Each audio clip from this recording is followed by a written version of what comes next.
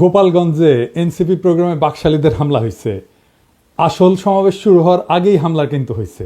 সমাবেশ তখনও শুরুই হয়নি, ওরা পৌঁছায়নি। সমাবেশের পরেও সেখানে হামলা হয়েছে। সেই সমাবেশে হাসনাত আব্দুল্লাহ স্লোগান দিছে মুজিববাদ মুর্দাবাদ। শুনেন। মুজিববাদ মুজিববাদ মুর্দাবাদ মুর্দাবাদ মুজিববাদ মুজিববাদ মুর্দাবাদ মুর্দাবাদ মুর্দাবাদ মুর্দাবাদ মুজিববাদ মুজিববাদ মুজিববাদ মুজিববাদ মুর্দাবাদ মুর্দাবাদ ইনকিলাব ইনকিলাব জিন্দাবাদ জিন্দাবাদ। এনসিপি যাইতেছে গোপালগঞ্জ শহরে, আর বাকশালীরা টুঙ্গিপাড়া পাহারা দেয়। আরে বেকুব, টুঙ্গিপাড়ার দায়িত্ব তো আমার। লোহা না গরম হইলে হাতুড়ি দিয়ে লোহায় বাড়ি দিয়ে লাভ আছে কোনো? বাকশালীদের ঔদ্ধত্য আর জনগণের ঘৃণা সেই পর্যায়ে পৌঁছাইলে টুঙ্গিপাড়া জয় বাংলা হয়ে যাবে, কেউ ঠেকাইতে পারবে না। টুঙ্গিপাড়া বাঁচানির একমাত্র রাস্তা হইতেছে বাকশালীদের জাতির কাছে ক্ষমা চাওয়া, নয়তো অপেক্ষা করা লোহা গরম হওয়ার। পিনাকির শপথ মিস হয় না। যা কইছি করে দেখাবো ইনশাল্লাহ। আওয়ামী লীগ আসলে কি, বাকশাল আসলে কি? একটা নিষিদ্ধ ঘোষিত সংগঠন যারা 16 বছর ধরে রাষ্ট্রকে দখল করে রাখা আয়নাঘর আর গুমখুনের রাষ্ট্র বানাইছিল। 1 বছর হয় নাই হাজার হাজার ছাত্ররে মারলো পাখির মতো গুলি করে। আর এই ছাত্রলীগ আওয়ামী লীগ নিজেরা অস্ত্র হাতে হাসিনা পুলিশের সাথে নামিছিল। তাদের মধ্যে যারা পলাইছে তারা তো পলাইছেই, আর বাকিগুলা গোপালগঞ্জে যায় ঢুকিছে। রাজনৈতিক নেতাদের জন্মস্থানে সেই দলের একটা প্রভাব থাকে দীর্ঘদিন, এটা স্বাভাবিক। গোপালগঞ্জেও আওয়ামী লীগের প্রভাব থাকবে, আওয়ামী মনোভাবাপন্ন মানুষ থাকবে, কিন্তু একটা রাজনৈতিক দলের শান্তিপূর্ণ কর্মসূচি করতে দেবে না। প্রাইভেট বাহিনী দিয়ে অস্ত্র হাতে সমাবেশ শুরুর আগেই সমাবেশ স্থল ভাঙবে, এটা কি মগের মুল্লুক? কেন বিএনপিকে তো গত ফেব্রুয়ারিতে সমাবেশ করতে বাধা দেয় নাই? আমরা তো কথা বলার সভা সমাবেশের স্বাধীন হতে চাইছি, রাজনীতির স্বাধীন হতে চাইছি। হাসিনা এটা করতে দেয়নি, তো গোপালগঞ্জে কি এখনো হাসিনার শাসন চলে? বিএনপি ওখানে করতে পারলে এনসিপি কেন করতে পারবে না? মানে গোপালগঞ্জের আওয়ামী লীগের সাথে কি এমন প্রেম বিএনপির যে তারা সমাবেশ করতে পারবে, আর কি এমন শত্রুতা এনসিপির যে তারা যাইতেই পারবে না? বিএনপি কি হাসিনার বিরুদ্ধে লড়াই করে নাই? এই বিএনপি যখন 2024-এর 14ই সেপ্টেম্বরে প্রোগ্রাম করতে যাইতেছিল, তখন গাড়ি বহরে হামলা করে 3 জন বিএনপির নেতাকর্মীকে মাইরা ফেলাইছিল এই গোপালগঞ্জের বাকশালীরা। আর আজকা বিএনপির কর্মীরা উল্লাস করিচ্ছে আওয়ামী লীগের মতোই, যে এনসিপি মার খাইছে, দাওয়া খাইছে, উল্লাস করিচ্ছে। হ্যাঁ, কি বেকুবের বেকুব রে। তো বিএনপি পরে প্রোগ্রাম করলো যখন, তখন কোনো হইল না কেন? কোনো অ্যারেঞ্জমেন্ট হয়েছিল নিশ্চয়ই। তো যখন পরে বিএনপি প্রোগ্রাম করতে গেল, তখন কেন আওয়ামী লীগ ট্রিগার্ড হইল না? কেন ডাক্তার জাহিদ ট্রিগার্ড হইল না? কেন কচু খেতে ট্রিগার্ড হইল না? কেন আগে থেকে আওয়ামী লীগেরা চ্যালেঞ্জ ছুড়ে দিতে থাকলো? প্রশ্নটা এখানেই। তার মানে বিএনপির সাথে গোপালগঞ্জ আওয়ামী লীগের এই মুহূর্তে কোনো কনফ্লিক্ট নাই। কনফ্লিক্ট আছে এনসিপির সাথে। তার মানে এনসিপি সেই শক্তি যা হাসিনাকে উৎখাত করছে, তারে ঠেকাইতে হবে। বিএনপির সাথে আর কোনো শত্রুতা নাই। তাই আওয়াজ তুলছে গোপালগঞ্জের ছাত্ররা ঢুকতে পারবে না, ঢুকলেও বাইরে হতে পারবে না। এইটা ছিল মিথ। এই মিথ চুরমার হয়ে গেছে। রাজনৈতিক দলের কর্মসূচিকে নিরাপত্তা দেওয়া পুলিশের কর্তব্য, আর্মির কর্তব্য। এনসিপি মারপিট করতে যায় নাই, সভা করতে গেছে, রাজনৈতিক সভা। এনসিপির হাতে অস্ত্র ছিল না, আমরা সবাই দেখছি। তারা খালি হাতে গেছে, পুলিশ আর্মি নিরাপত্তা দিচ্ছে, তাদের পেশাগত কাজ করছে। পুলিশ আর্মি এই কাজটা করছে রক্তপাতহীনভাবে, কোনো প্রাণ ঝরে নাই, যতক্ষণ পর্যন্ত এনসিপির নেতারা ছিল। এটাই বিজয়, হাসিনার জামানাকে অতিক্রম করে যাওয়ার বিজয়। এই বিজয় এলো বর্ষা বিপ্লবের নায়কদের হাত ধরে। গোপালগঞ্জে মুজিব বিরোধী সমাবেশ করতে যাওয়া যায়, নিরাপদে ফিরেও আসা যায়, কোনো প্রাণঘাতী সংঘাত ছাড়াই। তারা তাদের কর্মসূচি শেষ করে ফেরত আসছে। এই ঘটনার রাজনৈতিক মূল্য অনেক। এইগুলাই ছোট ছোট বিজয়। আর গোপালগঞ্জের জনগণ নামে নাই, নাম ছিল বাকশালী গুন্ডারা। ওরা মরণপণ লড়াই করতে পারে না, সেটাও তো দেখলেন। এখন বলবেন কই 4 জন তো মারা গেছে। হ্যাঁ, মারা গেছে, কারণ তারা এনসিপির নেতারা ফিরে আসার পরে নানা জায়গায় হামলা শুরু করেছিল, বোমা আগ্নেয়াস্ত্র নিয়ে, এমনকি জেলখানা আক্রমণ করেছে। ক্যাজুয়ালিটি হয়েছে তারা ফিরে আসার পরে। আরো অনেককে চিনবার পারলাম এই সুযোগে। যেমন ধরেন বাংলাদেশের মিডিয়াগুলা, যেমন প্রথম আলো, জাউরা, ও বলছে যে কিছু লোক এসে হামলা চালাইছে। এই লোকের পরিচয় তারা জানে না। মতি মাহফুজকে এমনি আমি থাপড়াইতে চাই, জাউরার জীবনে ভালো হবে না। এখন আবার কচু খেতে আসিছে মানবাধিকার নিয়ে, ওরে আমার ওরে ওবার মানবাধিকারও বুঝে। মানে আপনি একজন খুনি ডাকাতের মানবাধিকারের পক্ষে দাঁড়াবেন, জার্মানিতে নাজি পার্টির সদস্যদের মানবাধিকারের পক্ষে দাঁড়াবেন। ওই সারাক্ষণ করে ধান্দাবাজি, জানেন?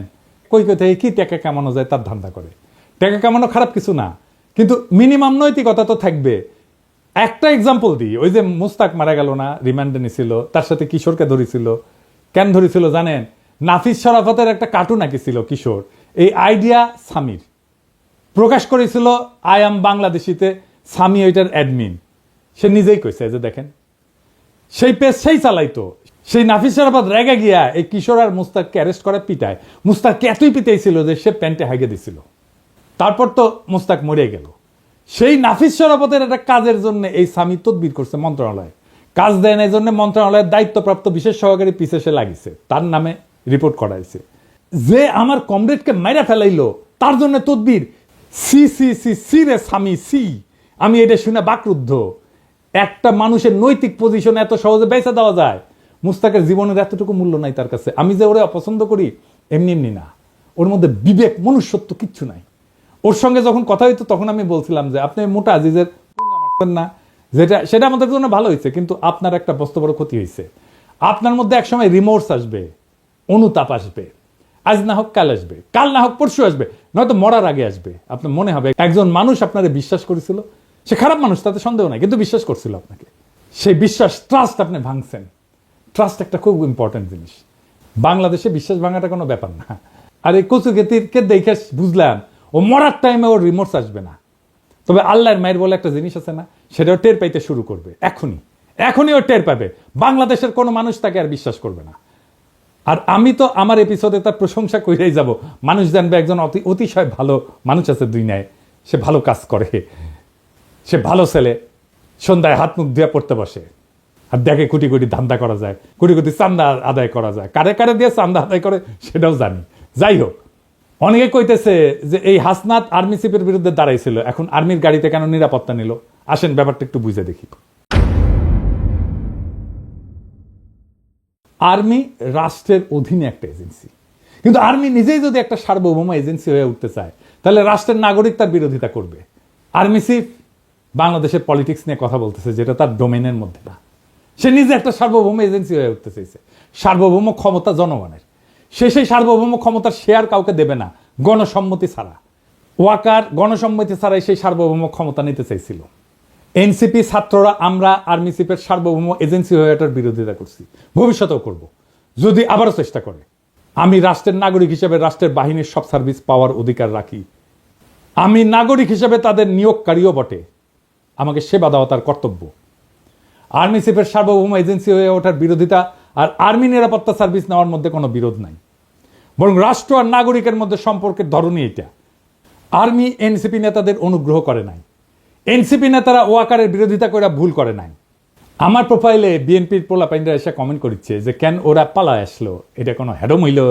হ্যাডম নিয়ে হাঙ্কের সাথে ফাইট করতে আসে এনসিপি, বিএনপির সাথে ফাইট করতে আসে এই হ্যাডম নিয়া। আচ্ছা, খুব ভালো। 2023 সালের 28 অক্টোবর কয়েক লাখ লোকের সমাবেশ, সাউন্ড গ্রেডের আওয়াজে নেতারা মঞ্চ ছেড়ে পালায় গেছে। মির্জা আব্বাস বলে যে আমরা প্রাণ ভয়ে দাঁড়াইতে পারি নাই। মাঠ ফাঁকা, নেতারা শুধু না লাখো লাখো লোক ফাঁকা হইতে বেশি সময় লাগেনি। অস্ত্রের সামনে শূন্য হাতে টিকে থাকা সম্ভব না, এটা সবার মনে রেখে ট্রল করা উচিত।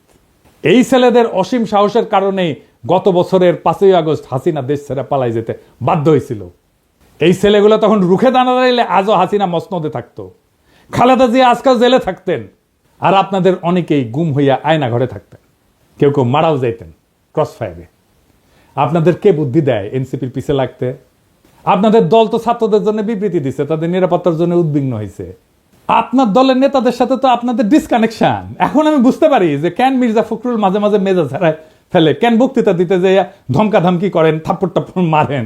তাদের সাহসের প্রশংসা করতে না পারলে চুপ থাকেন। ওরা হুমকি সত্ত্বেও ওখানে যাওয়ার হিম্মত দেখাইছে। হামলার পরেও তারা সমাবেশস্থলে গেছে, বক্তৃতা করছে, মুজিববাদের বিরুদ্ধে স্লোগান দিছে। এই অসীম সাহস দেখানোর জন্য তাদের ধন্যবাদ। এইবার আসেন গোপালগঞ্জের আলোচনায়। কেন গোপালগঞ্জে যাওয়াটা জরুরি, দখল নেওয়াটা জরুরি? আসেন এই বিষয়টা আলাপ করে বুঝি। 1971 সালে 16 ডিসেম্বর বাংলাদেশ স্বাধীন হয়। এটা আমাদের বিজয় দিবস। আমরা জানি যে ওই দিন আমরা পরাজিত করতে পারি, পাকিস্তানি বাহিনী আত্মসমর্পণ করে। 1971 সালে বাংলাদেশে পাকিস্তানি ভাবাদর্শের পরাজয় হয়েছে। তারপরে বাংলাদেশে পাকিস্তানি ভাবাদর্শে পলিটিক্স করা গেছে, যায়নি। বাংলাদেশকে মাইনাই পলিটিক্স করতে হয়েছে, এটাই নর্মাল। ওই সময় পাকিস্তানবাদী ছিল জামাত, এখনকার বাংলাদেশে পলিটিক্স করে, কিন্তু তারে বাংলাদেশ মাইনাই পলিটিক্স করতে হয় এবং পাকিস্তানি ভাবাদর্শকে ডিনাই কইরেই। তখন পাকিস্তানি ভাবাদর্শ পরাজিত হইলেও বেশ কিছুদিন কোন কোন এলাকা পাকিস্তানপন্থীদের আওতায় ছিল। ওই সমস্ত জায়গায় বাংলাদেশের সার্বভৌমত্ব প্রতিষ্ঠা করতে সময় লাগছে। যেমন ধরেন মিরপুর 1972 সালের 30শে জানুয়ারি পর্যন্ত মিরপুর দখলে ছিল পাকিস্তানপন্থীদের। ওইটা মুক্ত করতে গিয়ে জহির রায়হান মারা যান। নারিন্দা, নারায়ণগঞ্জ, শিয়া মসজিদ, মোহাম্মদপুর, খুলনা, পুরান ঢাকা, রূপসা, রাজশাহী, সিরাজগঞ্জ, বগুড়া, চিটাগাং পোর্ট, এইসব জায়গা 16 ডিসেম্বরে মুক্ত হয় নাই, পরে মুক্ত হয়েছে আস্তে আস্তে। ঠিক এইভাবে 2024 সালে বিপ্লবের পরেও বাংলাদেশে বাঙালি জাতীয়তাবাদ পরাজিত হয়েছে, আওয়ামী ভাবাদর্শ পরাজিত হয়েছে, মুজিববাদ পরাজিত হয়েছে। কেননা এইটা বাংলাদেশের সার্বভৌমত্ব মানত না, এইটা বাংলাদেশকে ইন্ডিয়ার পার্ট ভাবত। দেশের মানুষের বিক্ষোভের তোরে ইন্ডিয়ান আর্মিরে ডাকতেও তাদের আটকায় নাই, পাইকারি খুন করছে, দেশের জনগণের বিপক্ষে যুদ্ধ ঘোষণা করছে, তারা নিজেদের বাংলাদেশি মনে করা জনগণদের উপরে গুলি চালাইছে, সবাইকে বাঙালি হইতে বাধ্য করতে চাইছে। তাই ওইটা ফ্যাসিস্ট একটা রেজিম ছিল। তাই বাঙালি জাতীয়তাবাদ এবং মুজিববাদ, বাকশাল, আওয়ামী লীগ বাংলাদেশ আর পলিটিক্স করতে পারবে না, তারা বাংলাদেশি মানে না। কিন্তু 71-এর মিরপুরের মতোই 24-এও গোপালগঞ্জে এখনো বাঙালি জাতীয়তাবাদ, মুজিববাদ পরাজিত হয়নি। সেই জন্য হাসনাত আব্দুল্লাহর গোপালগঞ্জে দাঁড়ায় মুজিববাদ মুর্দাবাদ, এটা খুবই প্রতীকী একটা কাজ হয়েছে।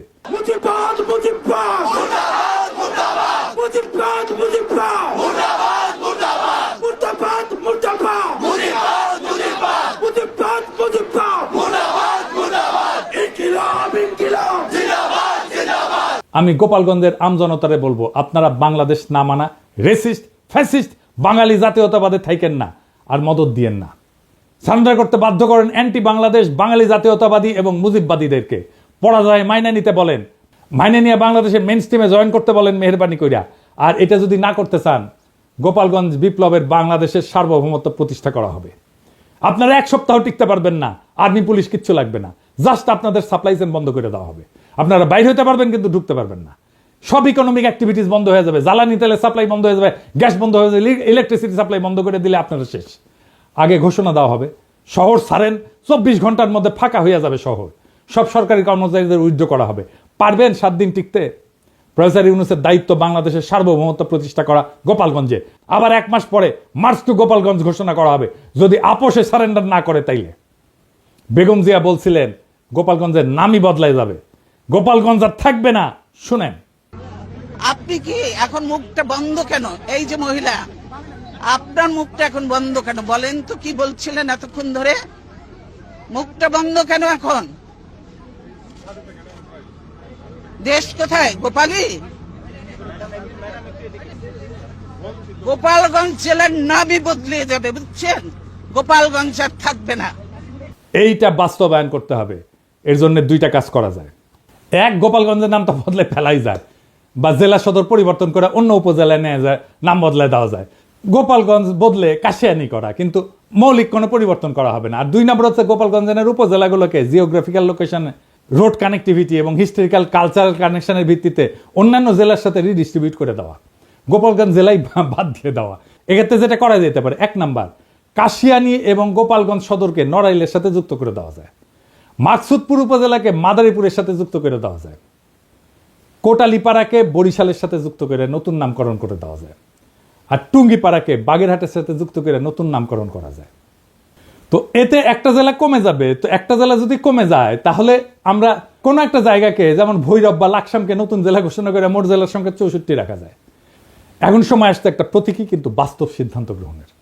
গোপালগঞ্জে বাংলাদেশের মানচিত্র থেকে কেবল এক প্রশাসনিক জেলা হিসাবে না, একটা দমন পীড়নের দুর্গ হিসাবে, বাকশাল মুজিববাদের দুর্গ হিসাবে চিহ্নিত করার ইতিহাস থেকে মুক্ত করতে হবে।